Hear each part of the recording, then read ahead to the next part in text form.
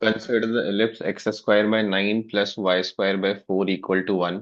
तो ये जो एलिप्स है वो स्टैंडर्ड हॉरिजेंटल एलिप्स है, और इसमें length of semi major axis जो है वो 3 है। ए की वैल्यू 3 है, तो ये आपका वर्टेक्स 3,0 हो जाएगा। Then S P Q is a point in the first quadrant such that P square by 9 plus Q square by 4 is greater than 1। मतलब S1 जो है वो ग्रेटर देन 0 है, तो आपका ये पॉइंट जो है वो कहीं ना कहीं बाहर लाई करेगा ellipse के। Two tangents are drawn from the point S to the ellipse, of which one meets the ellipse at the one end of the major axis। तो एक टेंजेंट जो है वो माइनर एक्सिस है, सॉरी। तो एक टेंजेंट जो है वो one of the end of minor axis पे मीट करेगा, और चूंकि वो फर्स्ट क्वाड्रेंट में वो पॉइंट है, तो ऑफ कोर्स वो आपके अपर माइनर एक्सिस के एक्सट्रीमिटीज को मीट करेगा, समथिंग लाइक दिस। तो ये पॉइंट है आपका पी कॉमा क्यू, और यहाँ पे आप टेंजेंट बना रहे हैं, कहाँ बना रहे हैं, 0,2 पे टेंजेंट बना रहे हैं। तो चूंकि आप एक्सट्रीमिटीज पे टेंजेंट बना रहे हैं, तो क्लियरली ये एक हॉरिजेंटल लाइन बनेगा। इस लाइन पे जितनी भी वाई कोऑर्डिनेट होगी वो सारी 2 होगी, तो क्यू की वैल्यू तो क्लियरली यहाँ से 2 आ गई। अब ये जो पॉइंट है इसका कोऑर्डिनेट पी कॉमा 2 बोल दीजिए आप। यहाँ से आप दो टेंजेंट बना रहे थे। एक टेंजेंट तो यही हो गया आपका, which is horizontal to nature, and it is meeting the ellipse at extremities of minor axis. दूसरा क्या कर रहा है, वो मीट कर रहा है इलिप्स को पॉइंट टी पे इन द फोर्थ क्वाड्रेंट। तो वहां से भी आइडिया लग रहा है कि इसको तो ऊपर ही मीट करेगा माइनर एक्सेस को। तो दूसरा पॉइंट आपका फोर्थ क्वाड्रेंट में समथिंग लाइक दिस आ जाएगा। ये आपका पॉइंट ऑफ कांटेक्ट हो गया, ये टी है। अब आपको क्या बोला जा रहा है कि ओ आपका सेंटर है एलिप्स का, तो ये चूंकि स्टैंडर्ड एलिप्स है तो इसका सेंटर ओरिजिन ही हो गया। और area of triangle O R T, R क्या है, I think R should also be given, R is the vertex of the ellipse. तो आर आपका वर्टेक्स ऑफ द एलिप्स है, यहाँ पे आ जाएगा विथ पॉजिटिव एक्स कोऑर्डिनेट। तो आर की कोऑर्डिनेट आपकी यही 3,0। Area of triangle O R T is 3/2। तो यहां से आप विजुलाइज करिए, जो ओ आर टी ट्रायंगल है ना, इसके एरिया को आप कैसा लिख सकते हैं। इसके एरिया को लिख सकते हैं हाफ इंटू बेस। अगर आप ओ आर को बेस ले लेते हैं तो ये आपका 3 हो जाएगा। एंड इस समय जो हाइट होगी वो टी की वाई कोऑर्डिनेट होगी।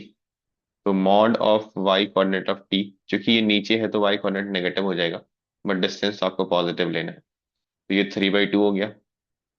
ओ आर क्या है, आर आपका वन ऑफ द वर्टेक्स है, तो ओ आर आपका length of semi major axis 3 हो गया। तो ये 3 इस 3 से कैंसिल हो गया, ये 2 इस 2 से कैंसिल हो गया। तो आपको mod of y coordinate of T 1 मिल रहा है।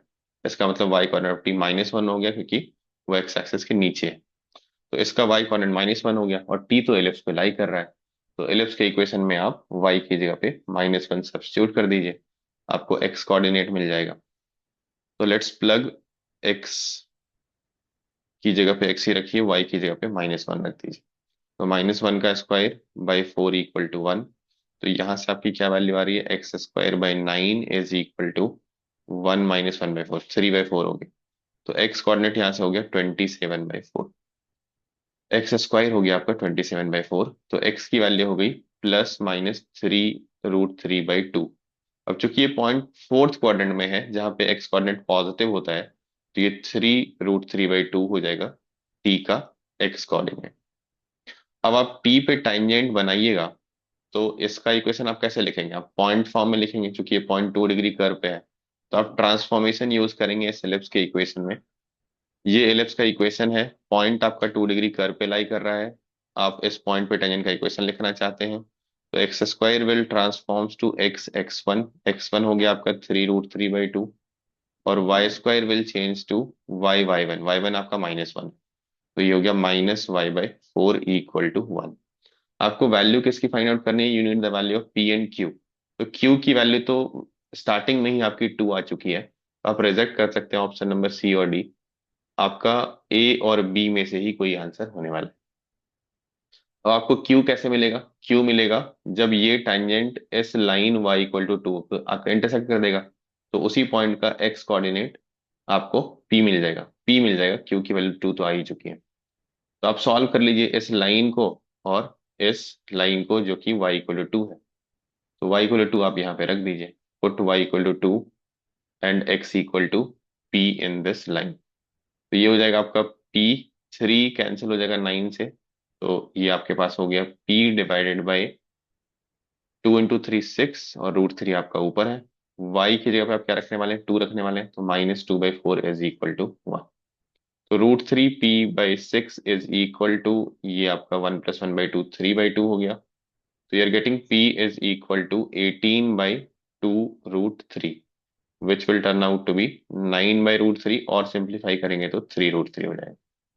p की वैल्यू 3√3 आ रही है, q की वैल्यू 2 आ रही है, which is option A, that is the answer given to us.